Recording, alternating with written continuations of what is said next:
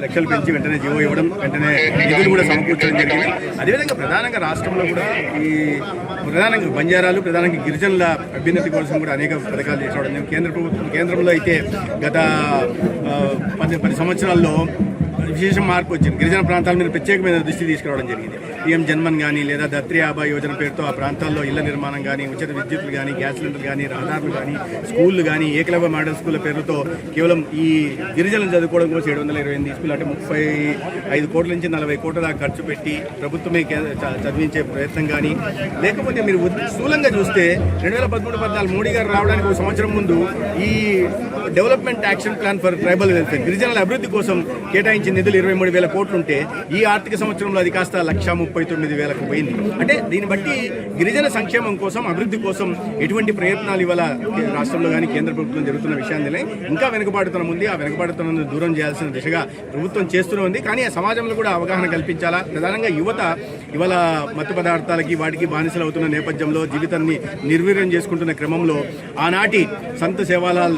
ప్రవచనాలు ఏముంటాయి వాటిని యువతలోకి తీసుకెళ్లి ఒక సామాజిక బాధ్యతయుత పౌరులుగా తీర్చిదిద్దడంలో ఖచ్చితంగా వారి ప్రవచనాలు ఉపయోగపడతాయి. కాబట్టి ఈ యాత్ర కూడా ఆ దిశగా విజయం సాధించాలని కోరుతున్నాను. నుండి బంజారాల ఐక్యత కోసం యాత్ర ప్రారంభించడం సంతోషదాయకం. సంత సేవాలాల్ గారు 18వ శతాబ్దంలో జన్మించిన ఒక సంఘ సంస్కర్త, ఆధ్యాత్మికవేత్త. ప్రధానంగా బంజారాల్లో ఐక్యత, నైతికత, సేవా తత్పరత గురించి మరి ప్రబోధించడం జరిగింది. విద్య చదువు ప్రాధాన్యత గురించి, తద్వారా క్రమశిక్షణ కానీ లేదా స్వావలంబన కానీ విషయం మాట్లాడడం, అదేవిధంగా మూఢనమ్మకాలకి, మద్యపానానికి, సామాజిక దురాచారాలకి దూరంగా ఉండాలని కూడా యువతకు వారు ఆనాడే ప్రబోధించడం జరిగింది. అదేవిధంగా పశువుల్ని ప్రేమించడం, పశుపక్షాలను ప్రేమించడం, ప్రకృతిని పరిరక్షించడం కూడా మన బాధ్యతగా ఉండాలని కూడా చెప్పడం జరిగింది. అంటే ఎప్పుడో 300 సంవత్సరాల క్రితమే ఒక వ్యక్తి మారుమూల ప్రాంతం నుంచి వ్యక్తి కేవలం సమాజానికి సంబంధించినే కాకుండా బంజారా సమాజానికి సంబంధించిన విషయాలే కాకుండా సమాజానికి కూడా ఉపయోగపడే అనేక విషయాల్ని వారు ప్రబోధించడం జరిగింది. అటువంటి మహనీయుల పేరుతో ఇవాళ మళ్ళీ ఒక యాత్ర తీసి బంజారాలు మొత్తం ఐక్యత, వారికి కావాల్సిన డిమాండ్ల పరిష్కారం కోసం కానీ 21 రోజుల పాటు యాత్ర చేయడం, దాదాపు 7,000 కిలోమీటర్లు 14 రాష్ట్రాలు వెళ్తూ ఢిల్లీకి వెళ్ళి అక్కడ కూడా బహిరంగ సభ తీసుకొచ్చి వారికి సంబంధించిన డిమాండ్లను కూడా ప్రభుత్వం ముందు ఉంచాలనే ఒక మంచి ఉద్దేశంతో యాత్ర చేస్తున్నారు. దాన్ని నేను మీరు గత 3 ఏళ్ల నుంచి వచ్చినప్పటి నుంచి కూడా మీకు ఇక్కడ మినిస్టర్ పోస్ట్ కూడా రావడం జరిగింది. నేను వెళ్ళడానికి ముందు అటువంటి విషయాన్ని అందరి ఇప్పుడు ఎలా ఉంటుందంటే ఇక్కడ ఎలా పోతా ఉంటే భగవంతుడు ఆశీర్వదిస్తాడు. భగవంతుడు ఏ రూపంలో ఉన్నా ఆశీర్వదిస్తాడు. అందుకని నేను ప్రత్యేకమైన అనుబంధం ఉంది నాకు కూడా. అందుకని మేము వచ్చిన తర్వాత 50 లక్షలు పెంచి వెంటనే జీవో ఇవ్వడం, వెంటనే నిధులు కూడా సమకూర్చడం జరిగింది.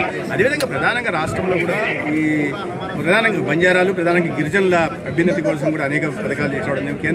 కేంద్రంలో అయితే గత 10 సంవత్సరాల్లో విశేష మార్పు వచ్చింది. గిరిజన ప్రాంతాల మీద ప్రత్యేకమైన దృష్టి తీసుకురావడం జరిగింది. పీఎం జన్మన్ కానీ లేదా ధత్రి ఆబా యోజన పేరుతో ఆ ప్రాంతాల్లో ఇళ్ల నిర్మాణం కానీ, ఉచిత విద్యుత్తులు కానీ, గ్యాస్ సిలిండర్లు కానీ, రహదారులు కానీ, స్కూళ్ళు కానీ, ఏకలవ్య మోడల్ స్కూళ్ళ పేరుతో కేవలం ఈ గిరిజనులు చదువుకోవడం కోసం 728 స్కూళ్ళు అంటే 35 కోట్ల నుంచి 40 కోట్ల దాకా ఖర్చు పెట్టి ప్రభుత్వమే చదివించే ప్రయత్నం కానీ, లేకపోతే మీరు స్థూలంగా చూస్తే 2013-14 మోడీ గారు రావడానికి ఒక సంవత్సరం ముందు ఈ development action plan for tribal welfare గిరిజనుల అభివృద్ధి కోసం కేటాయించిన నిధులు 23,000 కోట్లు ఉంటే ఈ ఆర్థిక సంవత్సరంలో అది కాస్త 1,39,000కు పోయింది. అంటే దీన్ని బట్టి గిరిజన సంక్షేమం కోసం, అభివృద్ధి కోసం ఎటువంటి ప్రయత్నాలు ఇవాళ రాష్ట్రంలో కానీ కేంద్ర ప్రభుత్వం జరుగుతున్న విషయాన్ని ఇంకా వెనుకబాటుతనం ఉంది. ఆ వెనుకబాటుతనాన్ని దూరం చేయాల్సిన దిశగా ప్రభుత్వం చేస్తూనే ఉంది. కానీ ఆ సమాజంలో కూడా అవగాహన కల్పించాలా. ప్రధానంగా యువత ఇవాళ మత్తు పదార్థాలకి వాటికి బానిసలు అవుతున్న నేపథ్యంలో జీవితాన్ని నిర్వీర్యం చేసుకుంటున్న క్రమంలో ఆనాటి సంత సేవాలాల్ ప్రవచనాలు ఏముంటాయి వాటిని యువతలోకి తీసుకెళ్లి ఒక సామాజిక బాధ్యతయుత పౌరులుగా తీర్చిదిద్దడంలో ఖచ్చితంగా వారి ప్రవచనాలు ఉపయోగపడతాయి. కాబట్టి ఈ యాత్ర కూడా ఆ దిశగా విజయం సాధించాలని కోరుతున్నాను.